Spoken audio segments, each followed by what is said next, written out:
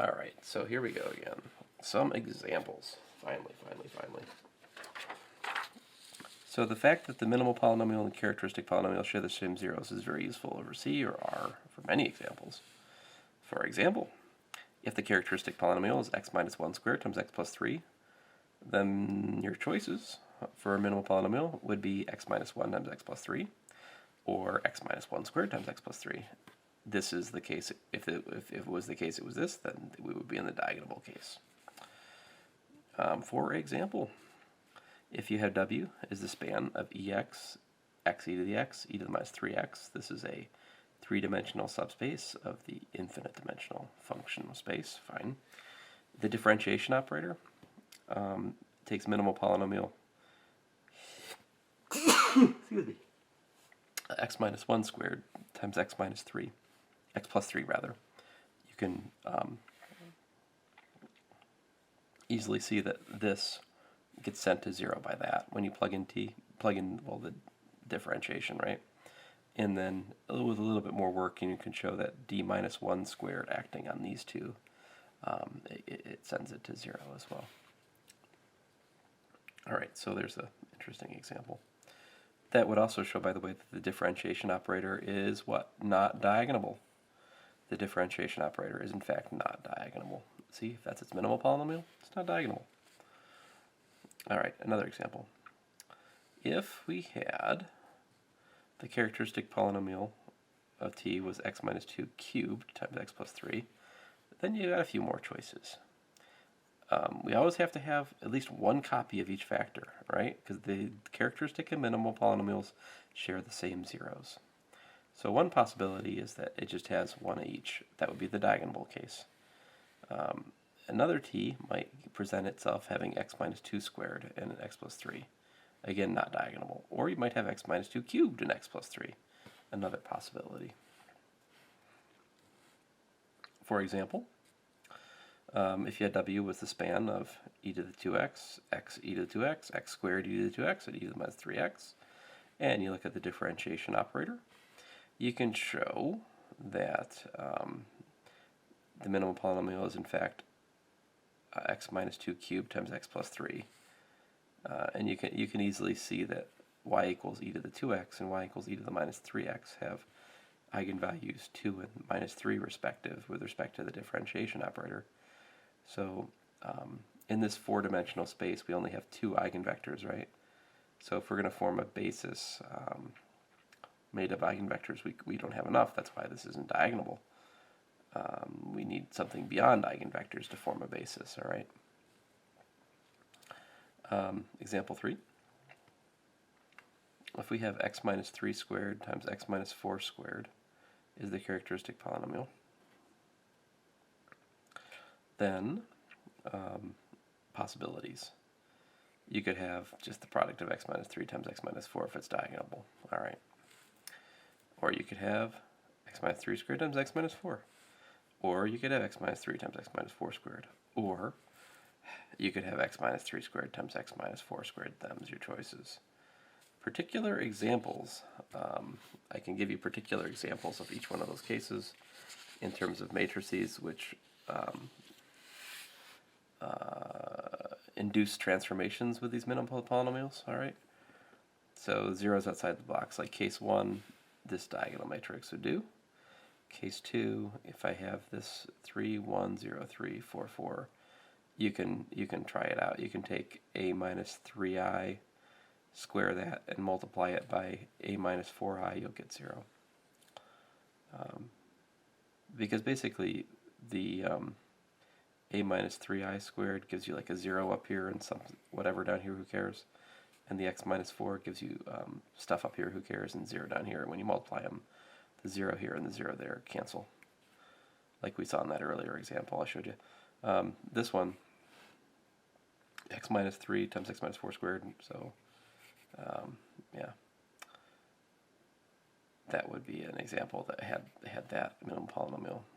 You can easily verify these by just calculating a minus 3i and a minus 4i and squaring it and seeing how it goes. And here's this one would have both kind of weird blocks. So these blocks are in fact Jordan blocks, and that's where it's at. That is what we want to understand. All right, that brings us to our next major theorem, the so-called Jordan Decomposition Theorem. So you have a linear transformation from V to V over an algebraically closed field. Then there exists linear transformations, endomorphisms, if you will, D and N, such that T is equal to D plus N, and B. Oh, I was going to erase that. Oh well, better late than never. I was foolishly trying to go horizontal, but anyway, whatever. T is equal to D plus N. T is diagonal, N is nilpotent. There exists f of x and g of x in polynomials such that D is equal to some polynomial in T, and N is equal to some other polynomial in T. And also, D and N are unique in the sense that if you had T is equal to D prime plus N prime, and D prime is diagonal, N prime is nilpotent, and D prime N prime is equal to N prime D prime, then that forces D equal to D prime and N equals to N prime. All right. Proof of this theorem is pretty fun. So if f is algebraically closed, you have the minimum polynomial looks like that for these distinct eigenvalues alpha 1 through s. Primary decomposition theorem, there exists the f1 through fs, for which the ei is equal to fi of t, all right, and v is the direct sum of these vectors, the ranges of the idempotent transformations, right? And you also have that the eiv is the kernel of t minus alpha ei. All right, then we can construct then the diagonal, allegedly diagonal, by alpha 1 e1 plus da da plus alpha ses. All right, so if you do that, clearly D is some polynomial in T, right? Because this is a polynomial in T, that's a polynomial in T. You're adding together polynomials in T. Again, you got a polynomial in T. So you can define f of x to be basically alpha 1 f1 of x plus da da plus alpha s f x of s. That's a polynomial, and you can calculate that if vi is an element of vi, right? Then, sorry, I'm getting to it here. You can show that it's diagonal, right? So like d of vi is this, but then through the usual technology, the idempotence, the fact that ei is idempotent, and the fact that ei times ej for I not equal to j is 0 just brings us back to alpha eivi, which we are calling vi. Something. Sorry. Oh, ei of v is vi rather. Sorry, I'm sitting in the same place too long. Getting stuck. All right. So that shows you that vi is equal to alpha vi. So if you form a basis for certainly if we form a basis for v of these vi's, then we'll have a diagonal matrix. But this also, of course, shows that there's a basis of characteristic vectors for D, which shows that D is diagonal. All right. Next, we set n equals to t minus d. Then clearly n is equal to some polynomial in t because you can set g of x equal to x minus f of x. All right. And if you look at n of vi, you will get t minus d vi, which is t vi minus alpha I vi, but hey, that's exactly t minus alpha I vi, right? But if vi is in the kernel of this, that means that if we take this and we raise it to the ei power, we get back 0 again, right? Consequently, n is nilpotent, so we got nilpotent. Woohoo! All right, so proof of the existence wasn't too bad. The proof of uniqueness, though. Yeah. Well, suppose dt is also equal to d prime plus n prime, where they commute, all right? D prime diagonal, n prime nilpotent. Well, if you consider dt times d prime, well, that's d prime n prime plus n prime times d prime, which is, by the way, d prime times d prime plus n prime, because these commute, right? Which is, by the way, d prime times t. And likewise, t times n prime is well multiplied out, d prime n prime n prime n prime, which is, by the way, n prime, d prime, n prime, n prime, which is, by the way, factoring out n prime plus d prime plus n prime, which is equal to n prime t. So both n prime and d prime both commute with t, right? Hence, they commute with t, with the other n and the other d, because we are assuming the other n and the other d are polynomials in t, and hence if something commutes with t, it will also commute with a polynomial in t, which is what d is and what n is, right? So you get d prime d is equal to d d prime, and n prime n is equal to n n prime. Great. Next, since we have t is both formed from the sum of d prime and n prime and d plus n, that gives us the difference of d prime minus d and n prime minus n is equal. Aha, but n prime minus n prime is equal to n prime n. That implies if we take the k-fold power of n minus n prime, which is, by the way, this, by the binomial theorem, we get that because they commute. The commuting is necessary in order to be able to use our beloved binomial theorem. And then you start looking at this, and the thing is, if you take k sufficiently large, the fact that both n and n prime are separately nilpotent means that everything in here will vanish for k sufficiently large. For example, if you're looking at the fourth power, n minus n prime would look like this, right? So if n is like nilpotent order 2 or something like that, then everything in here has got at least a 2 in it. And if n prime is also nilpotent order 2, well, everything vanishes. So, if your n, for whatever lopsided logical reason, if your n prime has nilpotent order 3 or something, then just look at the next higher power. But you eventually have to hit a power where everything here is 0, okay? Because of the nilpotence of n and n prime separately. All right, so we can take k large enough so that all of these powers are trivial. Hence, n minus n prime is nilpotent. But on the other hand, d minus d prime is diagonal, right? So you have, because d prime is equal to d prime d, there exists a basis. Now here I'm using the fact that these are commuting means that I can simultaneously diagonalize d and d prime at the same time. There has to exist a basis such that d minus d prime beta beta is the diagonal of these guys. All right, great. So then this d minus d prime equal to n minus n prime implies that the diagonal matrix with betas down the diagonal to the kth power is equal to 0. But if you take the k-fold power of a diagonal matrix, you get beta to the k down the diagonals. And that implies that each diagonal entry has the k-fold power being 0, but this is a field, so entries in a field being raised to some power being 0 forces the entries in the field to be 0. Hence, d minus d prime is 0, the matrix of it for this basis, which then, oh, I'm sorry, I'm off the grid again here. Uno momento. As I was saying, thus this d minus d prime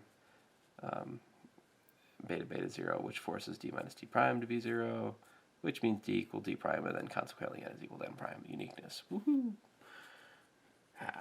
But the linchpin of this is this little theorem right here. Commuting linear operators are simultaneously diagonalizable. I don't find that to be a terribly easy thing to prove, personally, but whatever. I should find a... Well, there is a nice proof of it in Inzel, Spence, and Friedberg's homework. I should really internalize it so I can tell you guys it. Anyway, remark. Since d is equal to f of t and n is equal to g of t in the Jordan decomposition theorem, we have dn is equal to this, equal to that, is equal to nd, so d and n also commute. All right. This could be helpful, I suppose, if you're actually calculating explicit powers of t. You could do it in terms of sums of powers of the n and the d. All right? Theorem. Let T be an endomorphism via vector space of n dimensions over an algebraically closed field. Then the characteristic polynomial looks like this. All right, x minus alpha 1 to the d1, x minus alpha s to the ds, da da da. And if the characteristic polynomial has the following form, if it's x to the n minus gamma 1 x to the n minus 1 plus da da da plus minus 1 to the n gamma to the n, then these gammas, gamma 1 and gamma n, are very particular things. First of all, gamma 1 is d1 alpha 1 plus da da da plus ds alpha s, where the alpha 1 and alpha s are the first and the sth eigenvalue, and d1 is, and ds are the multiplicities of which those eigenvalues appear in the characteristic equation, right? I mean, polynomial. So if you think about this as just being alpha 1 repeated d-fold times, this is just the sum of the eigenvalues where they've been grouped together when they repeat. And also, gamma n is alpha 1 to the d1, alpha 2 to the n, alpha s to the ds.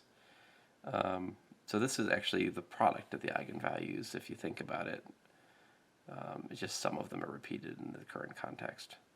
Now this has a name. Gamma 1 is called the trace of t, and gamma n is called the determinant of t. Now we've talked about that before. Here's some of the details of this theorem. It's really just a straight calculation on the polynomial. If you multiply this thing out and you just collect the terms that have x's in them, you start, like multiplying this one and that one and that one. And if you look at it, you've got like this d1 alpha 1 x to the d minus 1.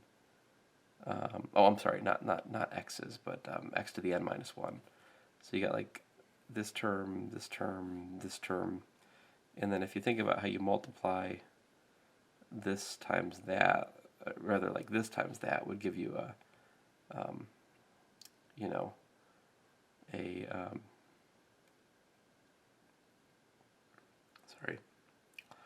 x to the d1 plus d2 minus alpha 1. I'm trying to think how I saw this. So multiply these. Oh, multiply all of these. Like basically think about the x d2, d3, x ds. All of those multiplied together times that, right? Would give me a minus d1 alpha 1 and then an x to the d1 plus d2 plus d3 plus ds minus 1. Well, those go together, give me x minus n minus 1, and I can repeat that, like taking the product of all of these guys and then just that one to get the n minus 1.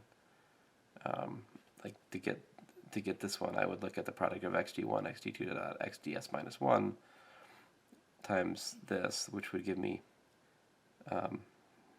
d sub s minus 1, sorry, as opposed to d sub s minus 1. Anyway, that product would give me x to the n minus 1 with this coefficient. So if you think about all the possibilities and you multiply,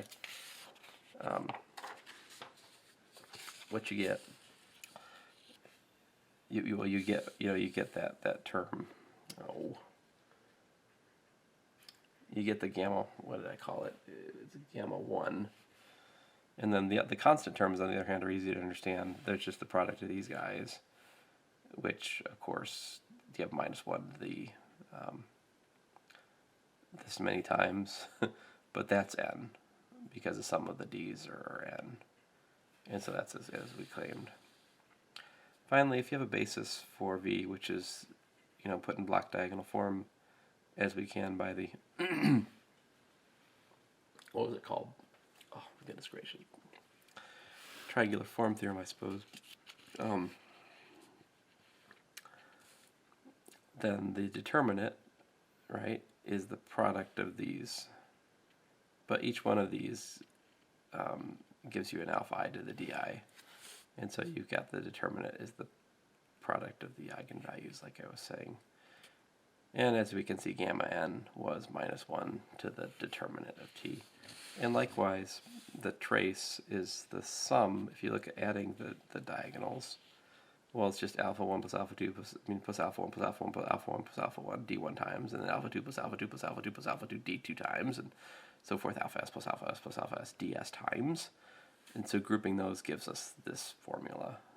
And then, of course, the result, the gamma 1, was the trace of t.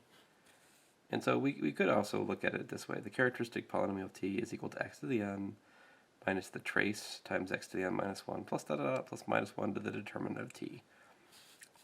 Now, we already proved the trace and determinant well-defined formulas in the previous lecture, so this saved us some of the trouble incurred us. Fun to look at how that works in the two-dimensional case. The trace of ABCD is a plus d, the determinant is ad minus bc.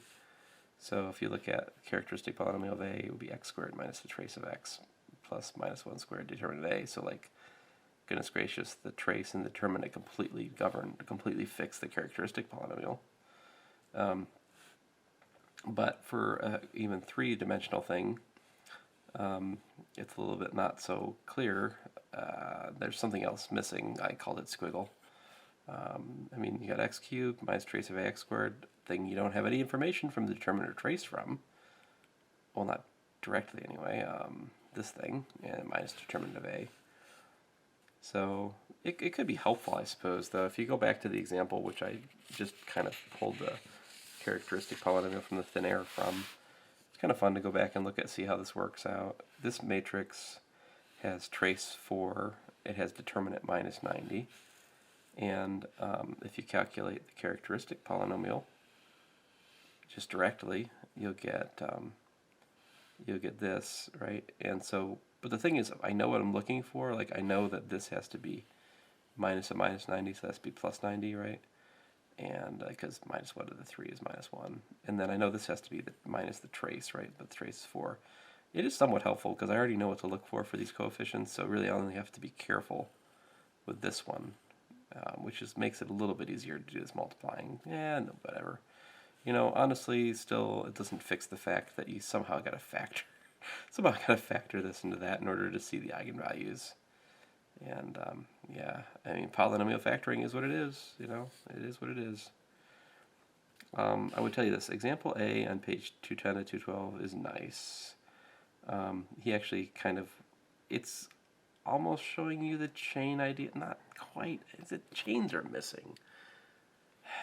You know, I don't usually encourage people to try to put themselves in chains, but I mean, no, you want to break the chains. I mean, you want to own the chains. We must learn chains. They're missing here. Man. Anyway, man, the incident matrix example, very, very cool. I'll try to talk about that in class some.